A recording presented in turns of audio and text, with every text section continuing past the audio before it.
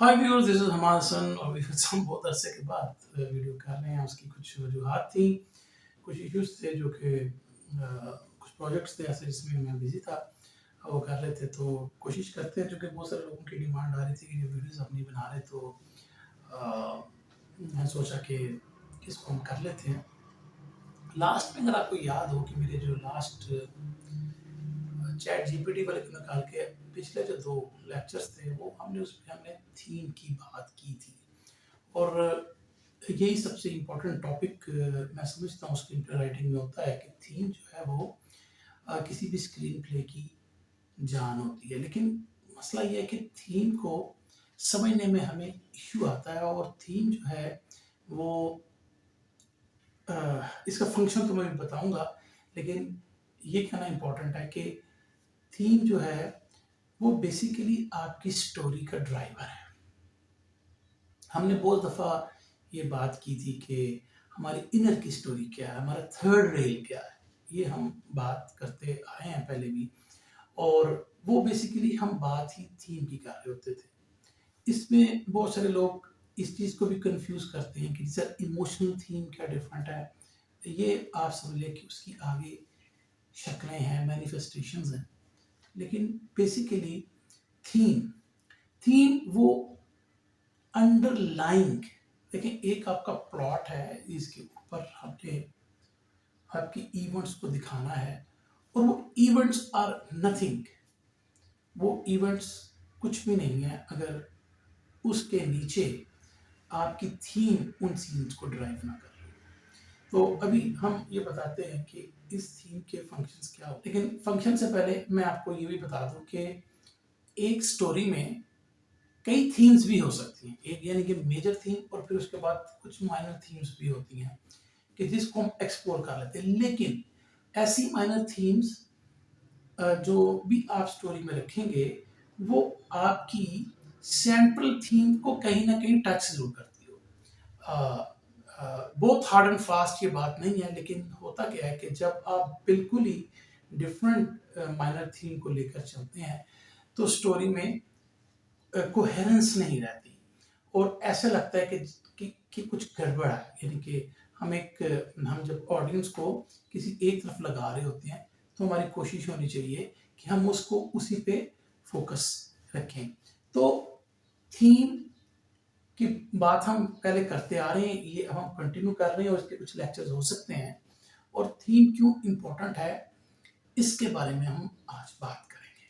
तो व्यूअर्स, मैं चाहूँगा कि आप मेरे चैनल को सब्सक्राइब करें, और ताकि और इसको अपने सोशल मीडिया पे भी आप शेयर कर सकते हैं, ताकि हम ज़्यादा से ज़्यादा जो है वो लोगों को अंदर लेकर आ सकें। और जो कुछ हमें आता है, हम ये नहीं कह सकते कि हम कोई बहुत बड़े इंस्ट्रक्टर हैं स्क्रीन पे राइटिंग के, लेकिन ये है कि जो कुछ आता है वो ज़रूर बताने की। थीम है क्या?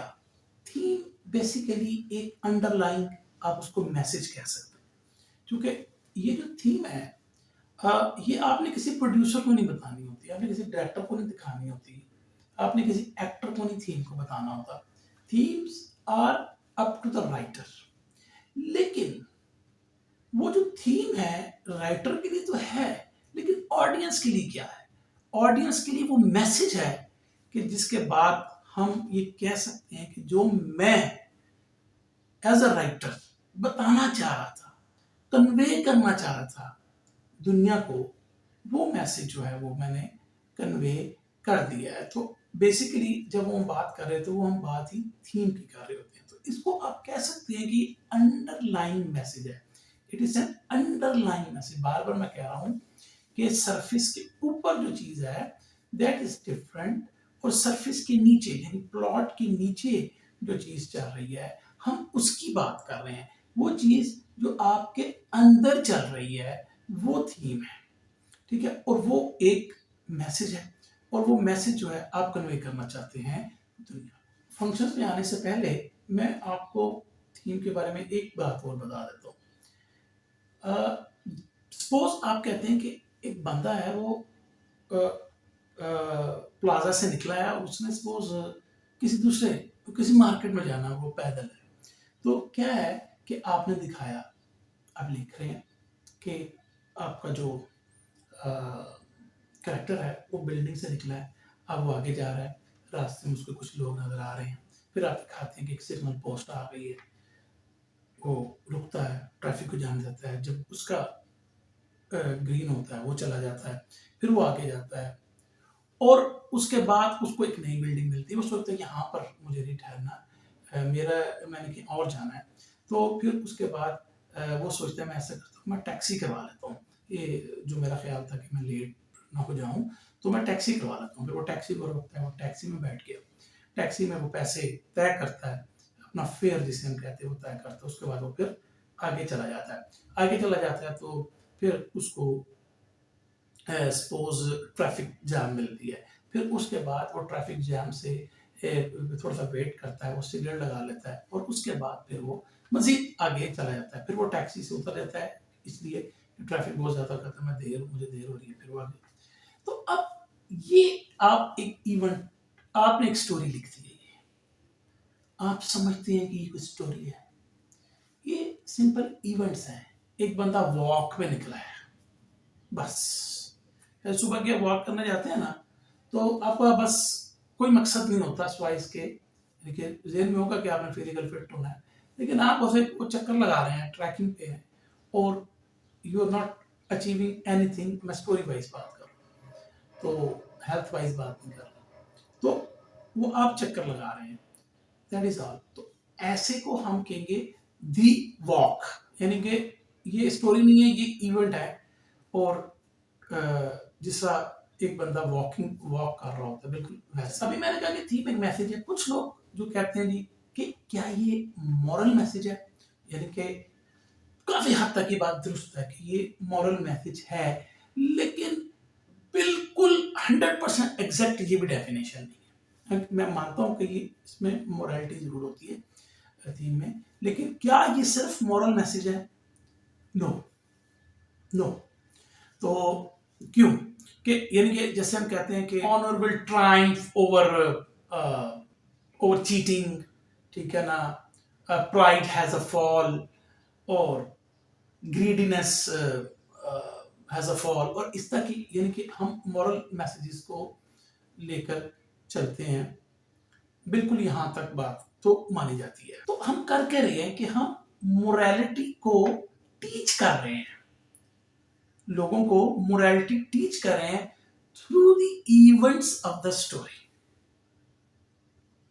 अब इसका मतलब ये नहीं है, या मैं ये कहना नहीं चाह रहा कि इसका मतलब ये हुआ कि हीरो ने हर दफा विन ही करना है, विन ही करना है मॉरल मैसेज को समझाने के लिए। इस पर हम बता आगे बात करेंगे, लेकिन अभी तक आप ये ज़हन में रखें। तो it can be A moral message, पहली बात, it is N underlying message. दूसरी बात, it is something you are teaching your audience through the events of the story. It is not always that hero wins in the end so that he can teach, I mean, the audience. तो ये तो अब तक आप रखें ज़हन में। अब जो सबसे इंपॉर्टेंट बात है, जो मैंने कहा कि थीम क्या मॉरल मैसेज है, खाली मॉरल मैसेज है, लेकिन ये मॉरल मैसेज से बहुत कुछ ज्यादा है। अब ये एक ऐसा सेंटेंस मैंने बोला है जो कि बहुत इंपॉर्टेंट बात मैंने की है, it is a moral message but it is not merely A moral message, it is beyond that. तो अब थीम जो है वो एक सेंट्रल आइडिया, अब थोड़ा सा इसको इस तरह देखते हैं, थीम गोया एक सेंट्रल आइडिया है जो कि हम अपने ऑडियंस को या रीडर को, अगर आप बुक लिख रहे हैं, कि वो सोचे, यानी राइटर ये ट्राई कर रहा है ऑडियंस को या रीडर को कहने की कि वो ये सोचे कि जो भी मैंने सेंटर आइडिया दिया उसके बारे में सोचे। इसका मतलब है कि थीम्स जो हैं वो ह्यूमन टेस्टमनी का एक तरीकाकार है, यानी ह्यूमन कंडीशन की टेस्टमनी है, या ह्यूमन बिहेवियर का, या ह्यूमन बिहेवियर की एक सच्चाई है वगैरह। तो ये एक सेंट्रल आइडिया है जो हम रीडर को फोर्स कर रहे हैं कि वो सोचे, क्योंकि थीम जो है ह्यूमन बिहेवियर का, ह्यूमन कंडीशन की एक टेस्टमनी है। अब आप सोचें कि वो थीम्स जो कि जिस तरह मेटेराइट्स जो हैं जब स्काई से गिर रहे होते हैं ज़मीन की तरफ, तो उनके अंदर भी तो कुछ है ना। डेफिनेटली कुछ स्टोरीज के अंदर मॉरल थीम्स जरूर मौजूद। फिर कुछ ऐसी स्टोरी हैं कि जब आप वर्स्ट पॉसिबल सिचुएशन में ह्यूमंस को डालते हैं तो उसमें क्या मोरालिटी निकलती है। यानी कि बहुत सारी सिचुएशन फिल्म में भी कई दफ़ा आपकी थीम जो होती है वो आ रही होती है, तो इसको भी आपने ध्यान रखना है। फिजिकल लेयर पे कुछ इवेंट्स जब दिखा रहे थे, जैसे कोई करेक्टर है वो डार्कनेस में चला गया है, कोई केव के अंदर बंद हो गया है, और कई दफ़ा हम देखते हैं वो तमाम मॉरल्स की तो उनके जेब में कुछ नहीं होता, वो सिर्फ अपने बचाव के चक्करों में पड़े रहते हैं। तो ऐसी हम फिल्में भी तो देखते हैं, तो उनमें कई में आपके, तो मेरा कहना है सिर्फ मॉरल थीम्स पर स्टोरीज नहीं बनती। मॉरल थीम होता है, लेकिन जरूरी नहीं कि मॉरल थीम्स हो। सिचुएशन से राइज अबव कर जाते हैं और होपलेसनेस से बाहर निकल आते हैं, उसको भी आप देख सकते हैं। तो लिहाजा हम ये कह सकते हैं कि जो थीम है, जैसा पोस्ट एक्लिप्टिक जो हमारी स्टोरीज हैं, उसमें थीम क्या हो सकती है कि अगर लॉ नहीं है दुनिया में तो फिर किस किस्म के ह्यूमन होंगे, किस किस्म का बिहेव करेंगे। जब लॉ नहीं होगा अर्थ पर, फिर क्या होगा। तो एक सिनेरियो आप इस तरह भी देख सकते हैं चीजों का। अब कुछ थीम जो है वो एब्स्ट्रैक्ट प्रिंसिपल्स पे भी हो सकती है, यानी कि you must sacrifice for the true love, ये एक एब्स्ट्रैक्ट प्रिंसिपल है। यानी कि ठीक है ना, कि उसके अगेंस्ट नहीं जा रहे, आप कह रहे हैं कि you can sacrifice for the true love. या होप जो होती है वो आपको बनाए रखती है अगेंस्ट ऑल द ऑड्स, आप उस होप के साथ चलते जाते हैं, आपको नहीं पता कि आपके साथ क्या होगा। तो these are all abstract principles. ये वैसी बात है ना कि जब से हम पैदा हुए होते हैं तो हमें मौत जो है वो हमारा पीछा कर रही होती है, ये पक्की बात है। जिस दिन हम पैदा हुए हैं, the next step is your death. अगर हम मॉरल लेसन को जरा हटाएं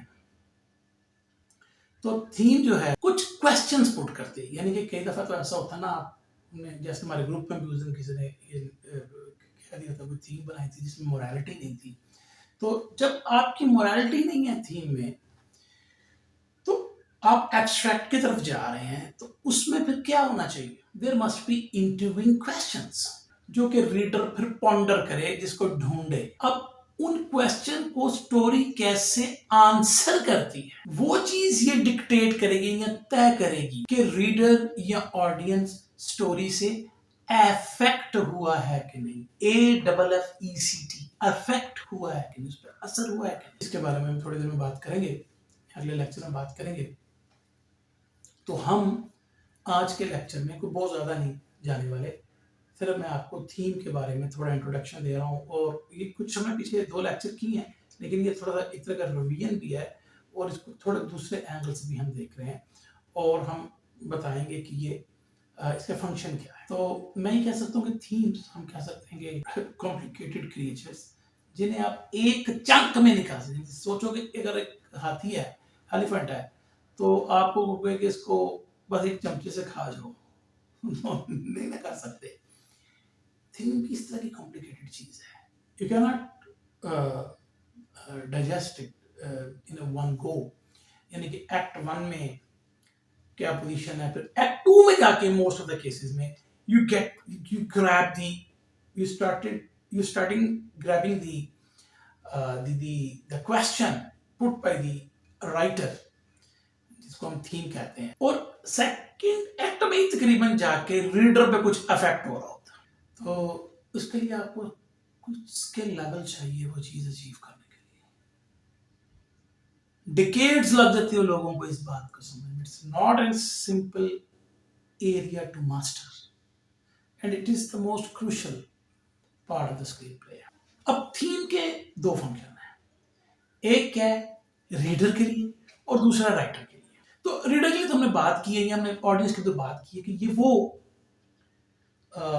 वो लेसन है, बेसिकली थीम वो लेसन है रीडर के लिए, जो कि वो स्टोरी देखने के बाद या फिल्म देखने के बाद या किताब पढ़ने के बाद अपने साथ लेके जा रहा है और उसको अपनी लाइफ में फिर अप्लाई कर रहा है।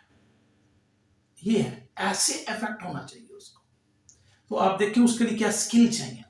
राइटर के लिए थीम जो है वो एक रास्ता है अपने टाइम बचाने का, अपने आप को फोकस रखने का, अपने सीन्स को और अपने इवेंट्स को इन लाइन रखने का और इधर उधर ना भटकने का।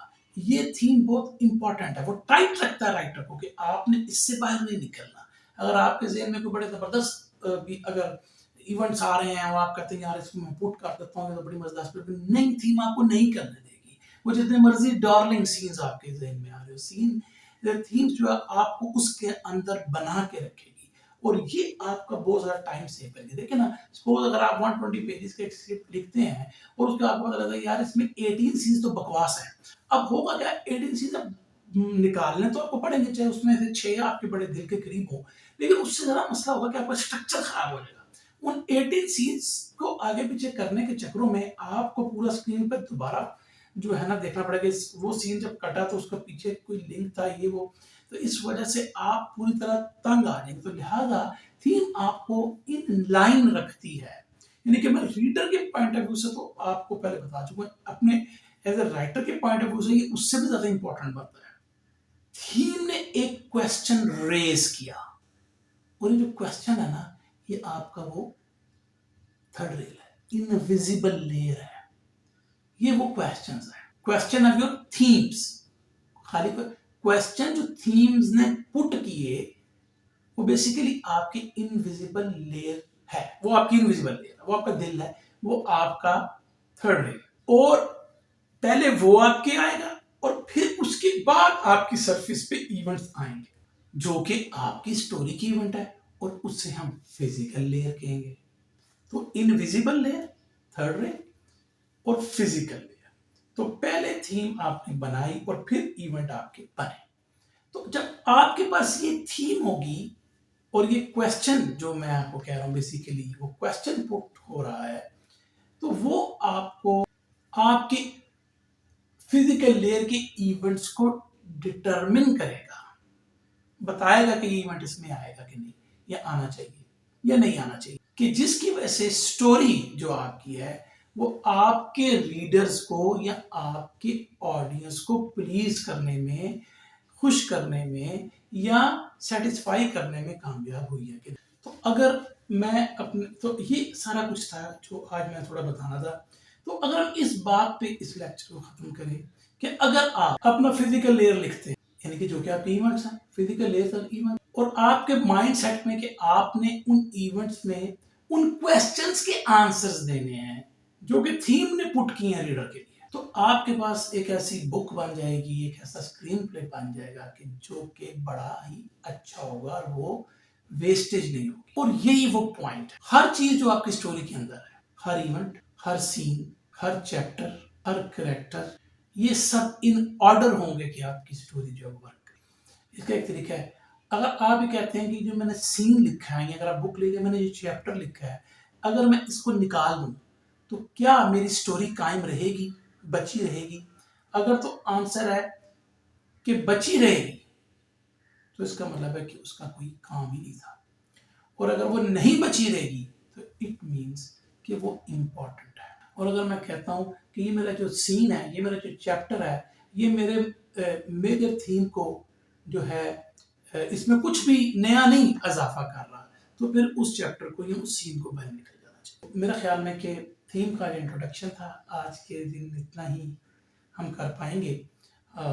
मुझे पता है कि कुछ जो हमारे व्हाट्सएप के हमारे दोस्त हैं वो बेसिकली चाह रहे हैं कि जल्दी उस प्रैक्टिकल फॉर्म में आए, लेकिन इस चीज़ को समझना ज़रूरी है कि थीम की इंपॉर्टेंस क्या है, उसके फंक्शन क्या है।